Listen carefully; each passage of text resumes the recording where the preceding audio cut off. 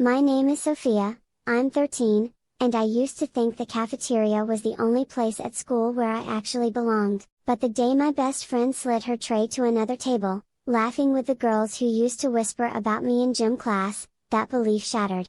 Suddenly, the whole room turned into a stage, and the older kids at the next table had all the power. One of them smirked and said loud enough for everyone to hear, "Guess you didn't get the memo, nobody wants you sitting here." I felt my face burn, but under the shame, something sharper started growing, anger, and when I picked up my tray and walked away, I already knew I wasn't done with them. What I did next? Well, let's just say it made the whole school whisper. Rate this story from 0 to 10 in the comments. Let's begin. The cafeteria always smelled like fries that had been fried one too many times. The air buzzed with trays clattering, sneakers squeaking, and voices stacking on top of each other. Every day I walked in clutching my lunch like it was proof I belonged here, that I wasn't just some extra wandering the halls. My table was near the middle, not too close to the popular crowd but not shoved against the back wall either. It was safe? I slid onto the bench beside Mia, my best friend since 5th grade. She was already laughing at something one of the others said. I laughed too, even though I hadn't heard the joke. That's what you do when you want to stay invisible but included at the same time. Mia nudged my arm. You're late. Again. Her smile was light, but her tone had that edge, the kind you hear but pretend you don't. I fumbled with my juice box, straw crinkling under my grip. Bus was slow, I muttered, even though it wasn't. Truth was, I'd been stalling in the hallway, rehearsing what I'd say if they started without me. The table was a stage, and I was always terrified someone would notice I didn't know my lines. Across from me, Kayla whispered something into Mia's ear. Both of them giggled, their heads almost touching. I picked at my sandwich crust, trying to ignore the way my stomach dipped. It was fine. It had to be fine. I was here, wasn't I? Hey, Hannah, someone said down the bench. Did you even finish that math test? You looked stressed?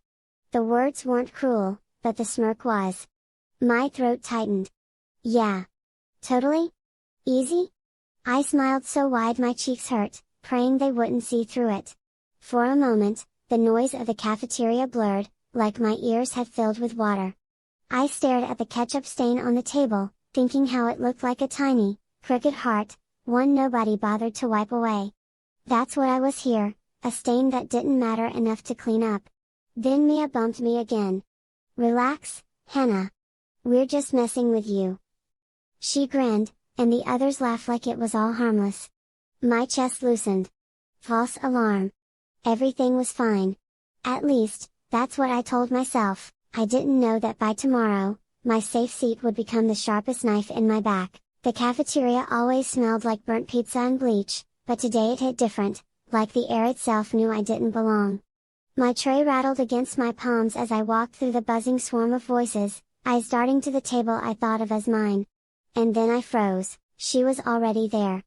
My best friend. But not in our spot.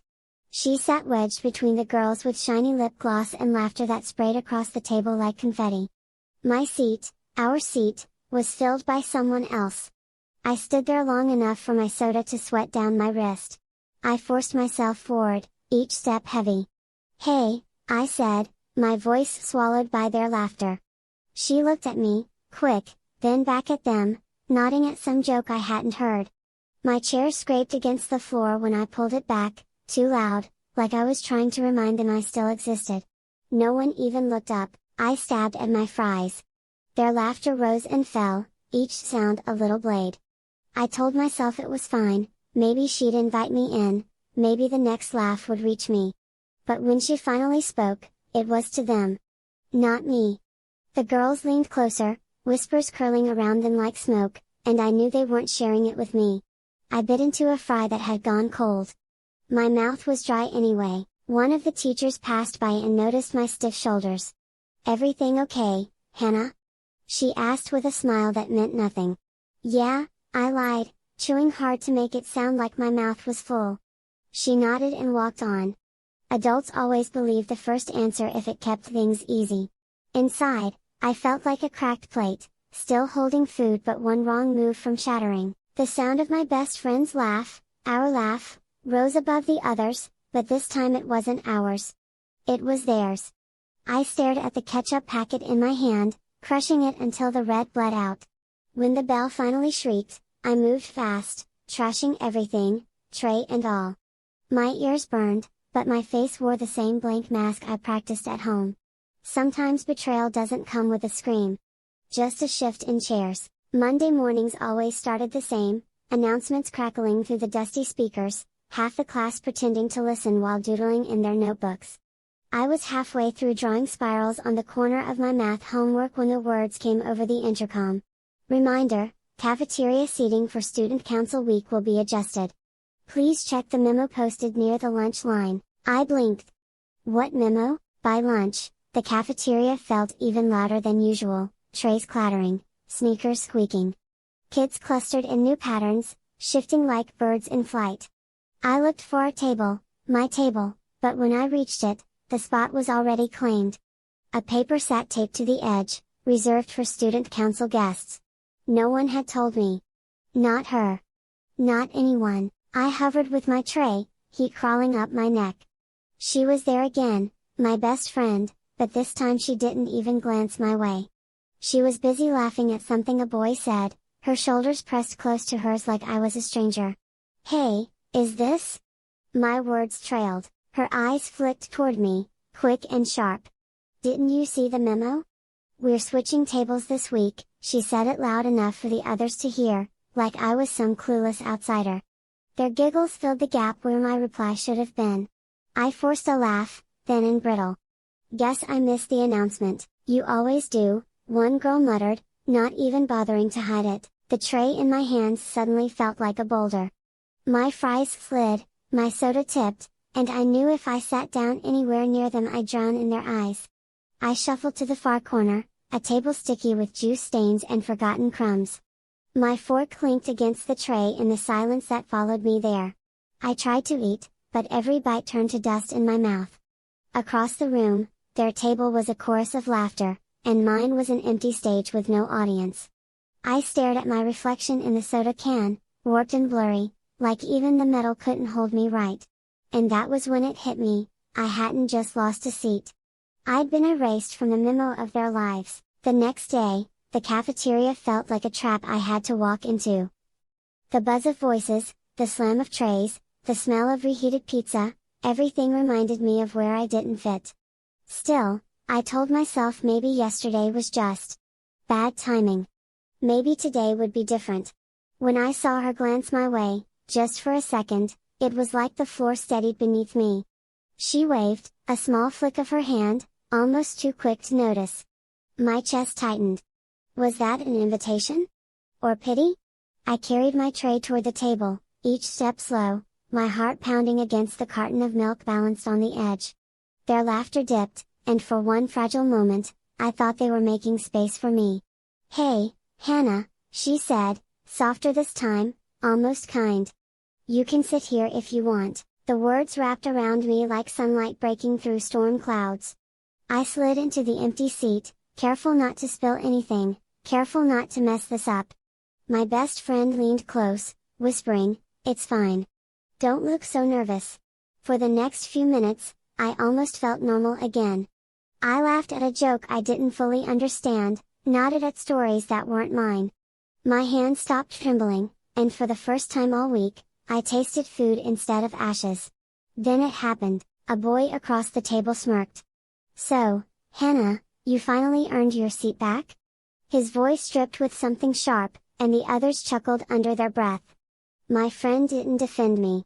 She just shrugged, eyes sliding away like she didn't want to be caught choosing. The warmth inside me cracked. Every laugh that followed was a hammer on thin glass. I smiled anyway, big, fake, wide enough to hide behind. My cheeks ached, but I kept it, because if I let it fall, they'd see the truth. I swallowed my soda too fast, the fizz burning down my throat, and I whispered to myself, "Don't let them win." Not yet. When lunch ended, she didn't walk with me. She didn't even look back. The echo of their laughter followed me out, louder than the bell. The cafeteria smelled of ketchup and reheated pizza, a place where voices bounced too loud against walls painted in chipped yellow. I carried my tray like a shield, eyes down, careful not to cross the invisible borders of belonging. There were tables where kids leaned close, laughing in private codes. There were tables where silence clung, heavy as wet clothes. And then there was me, drifting between, with no anchor. I spotted a corner, half empty, maybe safe. My hands tightened around the plastic tray, sweat dampening my grip. A carton of milk trembled against the edge, fragile as the balance I'd been pretending to keep. But the hallway laughter from earlier, the echo of being erased from a joke, still rang in my skull. My head felt cloudy, steps uneven. And when a shoulder brushed mine, careless, everything slipped. The milk exploded across the floor like an accusation. The tray clattered down, pizza sliding face first into the tiles. The whole cafeteria seemed to pause, like the world inhaled at my mistake. Then the laughter came, not cruel at first, just startled, sharp bursts ricocheting through the room. But in my ears, it grew into a storm. Someone muttered, "Classic," another said, "Figures." I froze, body rooted while heat rushed into my face. My throat burned. It wasn't just spilled milk. It was proof. Proof that I didn't belong, proof that even gravity had turned against me. I bent to clean it, fumbling with napkins that tore too easily. My hands shook, slick with more than just milk. The wetness spread, soaking my sleeve as if the humiliation wanted to mark me. And then, voices at the edge. A few kids whispered too low for teachers to hear. Should have been careful. On purpose maybe. The words stung because they made no sense, yet carried a weight of accusation. As if my clumsiness was a performance. As if my very existence was suspect. The janitor's mop arrived too late, his sigh another reminder that I was trouble wrapped in human skin. Chairs scraped as kids leaned closer, hungry for the scene. I wanted to vanish, to unspill what had spilled, to reset the moment before the shoulder brushed mine. But time doesn't rewind. It only stains. I walked away, sleeve dripping, a trail behind me like breadcrumbs no one would follow, and as I passed the laughter, one voice, low, intentional, whispered my name in a way that didn't sound like recognition. It sounded like warning. Secrets travel faster than footsteps in school hallways. You don't hear them arrive, you feel them, like a draft sliding under a closed door. That morning, the shift was almost invisible. Heads dipped together, glances sharpened, laughter thinned into tight smirks. And yet I knew, something with my name on it had been folded, whispered, passed hand to hand. I tried to tell myself it wasn't about me. But the silence that followed me into homeroom was too exact, too heavy. A teacher's voice recited attendance while behind it, I caught the rustle of something more deliberate, a note, slipped across a desk, palms hiding it like contraband. For 1 second, I wasn't me. I was a headline. The kid who tripped, the kid who spilled, the kid who didn't belong. Whatever was inside that note didn't even have to be true.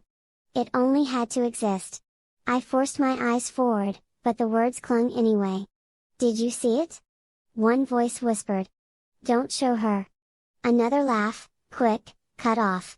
The betrayal wasn't sharp this time, it was slow, like ice forming across water, thin enough to crack but still enough to hold weight.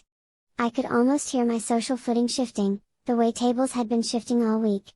The memo no one told me was simple, power belonged to the ones who decided the story. The bell rang. Books slammed shut. And in the shuffle, I caught sight of it, creased paper, ink smudged from too many hands. For half a heartbeat, it was left unattended, dangling from someone's folder. I reached, hesitated. If I grabbed it, I'd have the truth, maybe. But grabbing it would also prove I was desperate, prove I cared. And here, caring was dangerous. Here, pretending not to notice was survival. I let it go, but the choice burned. My silence became part of their story.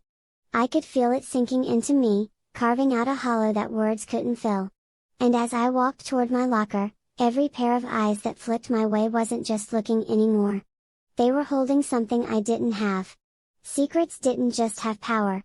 They were power, and now, everyone but me had it. Whispers have a way of sticking to walls, like gum under desks. Even when the sound fades, the shape of them stays.